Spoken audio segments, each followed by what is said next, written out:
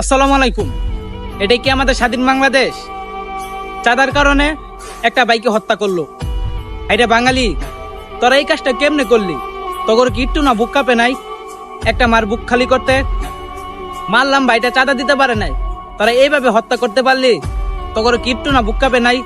আমরা এরকম স্বাধীন বাংলাদেশ চাইছিলাম? বাইটারে মাইরা ফেলছ, তবু 50 কেজি ইটের পাত্র আবার শরীরে বাইটারে মারছ। এই কাজটা তোরা কেমনে করলি? তগর একটু না কি বুকটা কাঁপে নাই?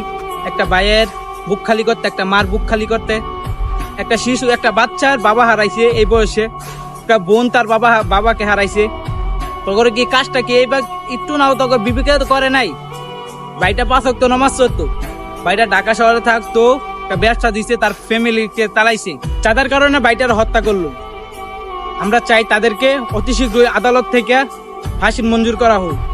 তারপর ফেস সিসি ক্যামেরাতে ফেস দেখা আছে।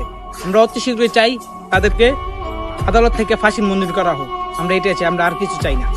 আর যার ফ্যামিলিকে, তারপর ফ্যামিলিকে সরকার থেকে একটু সাহায্য চাই, আমরা এটাই চাই, আর কিছু চাই না। ধন্যবাদ।